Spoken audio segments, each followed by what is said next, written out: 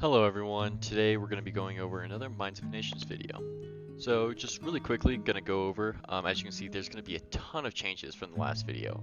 We've expanded a lot, lots of conquests, there's a lot of provinces that you just won't see anymore. We took out most of the empire, the north down here is pretty gone, the Union of People also completely eradicated. We started making our way up north.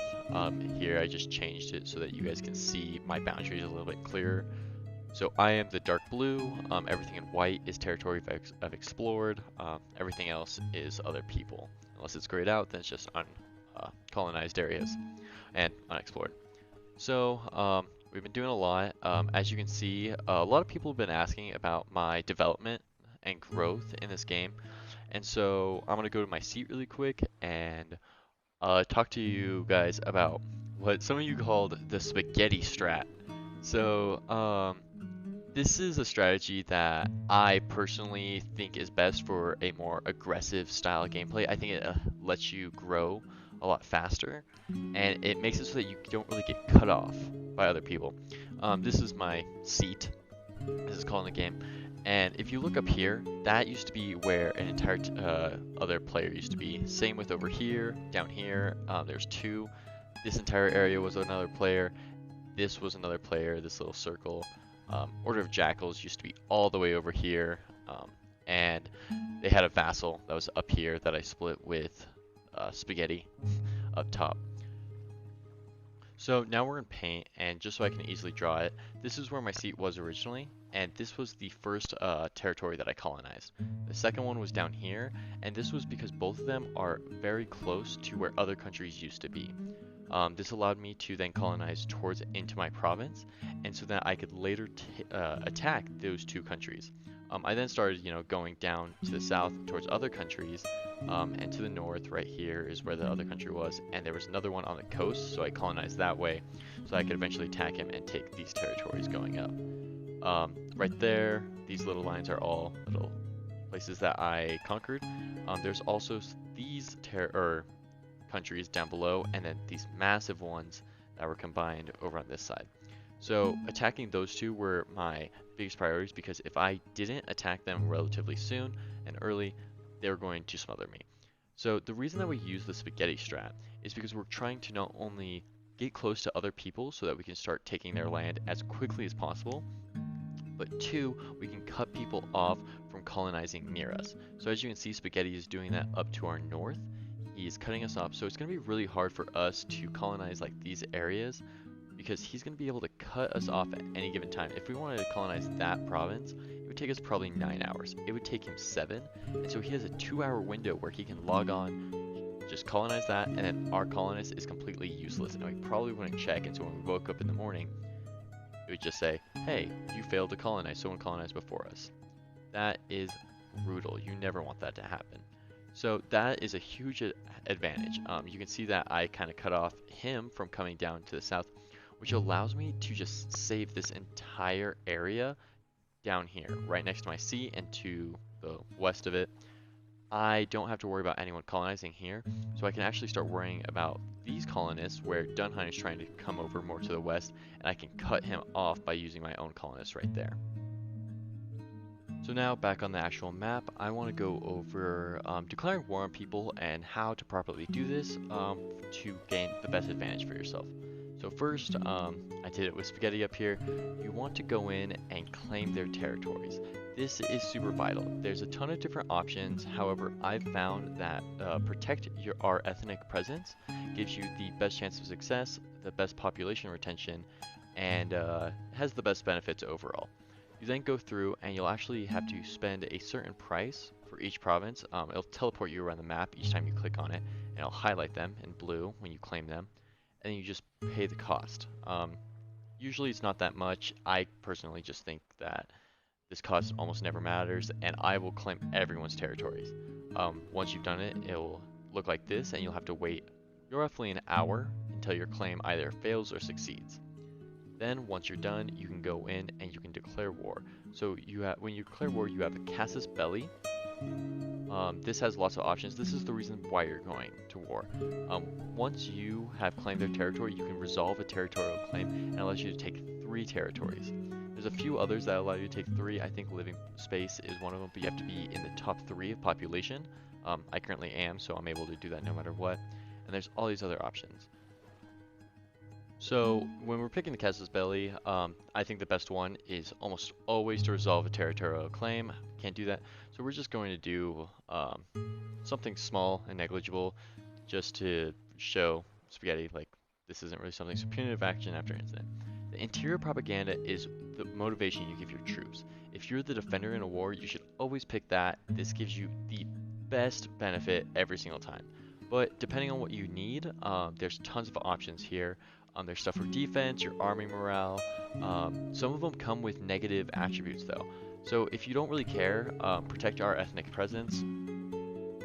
Also, always good, just gives you a basic buff and has very little side effects.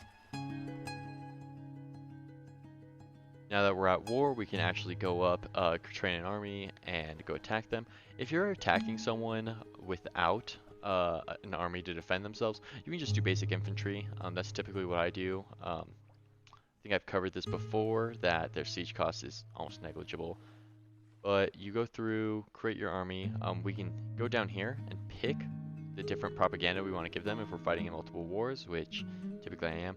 And this is how you can actually lay siege while you're not there.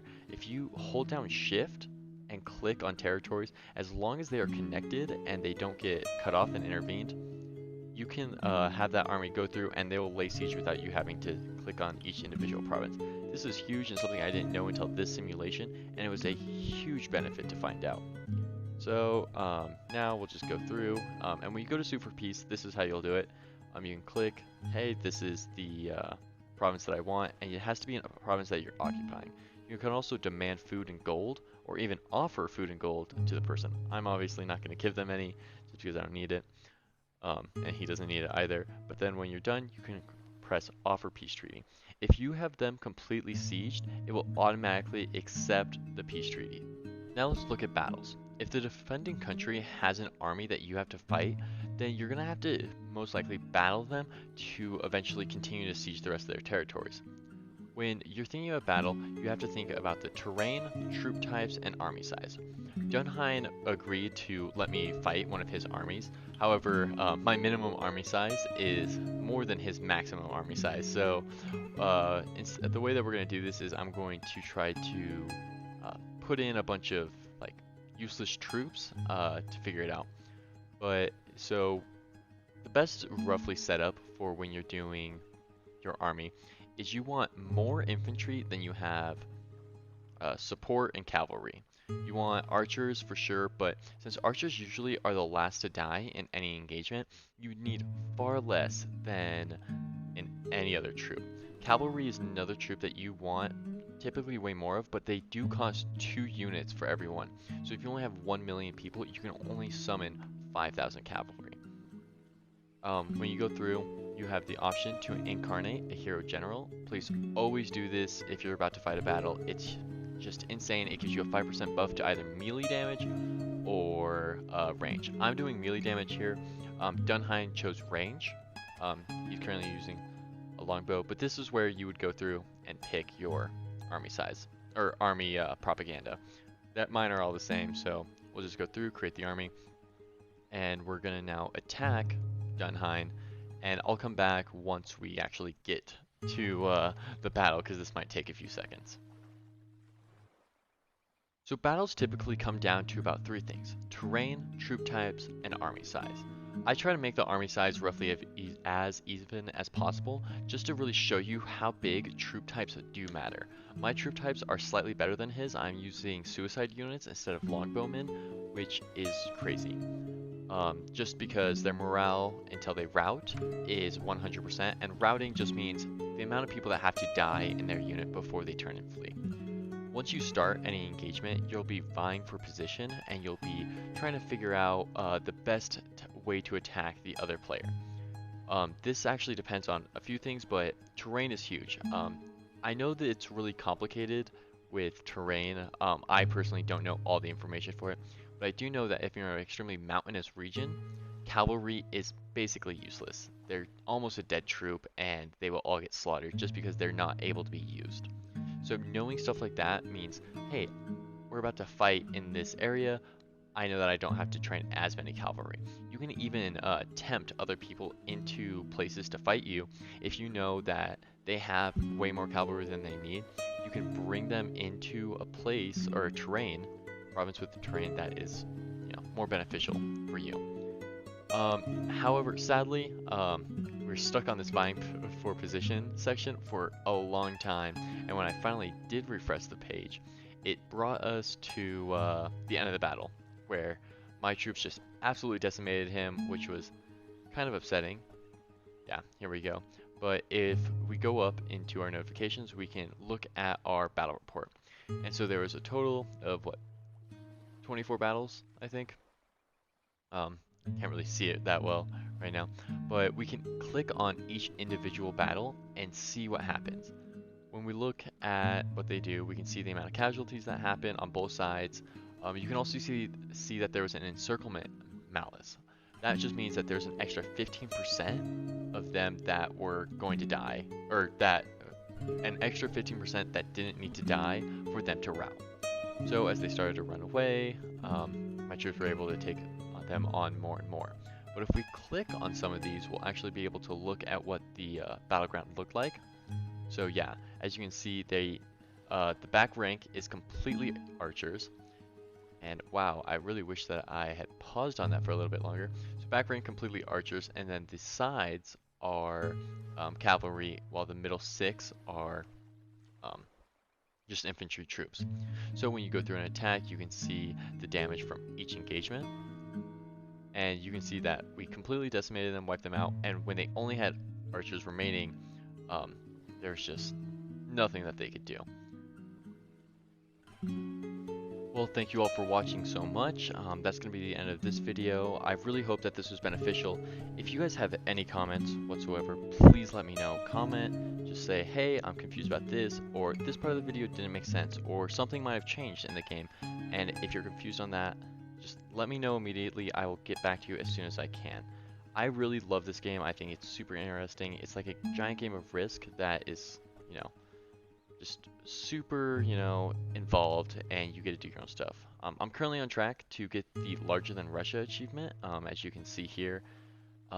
I would love to get this achievement. I think it's, it's really rare. All we have to do is eat up, Dunheim, the Commune, the rest of the Empire, and North, and we should be able to do it. Well, thank you guys so much. Like, honestly, if you guys have any questions about anything part of this game, please just let me know. I'll try to get back to you guys as soon as I can. Other than that, hey, have a great night.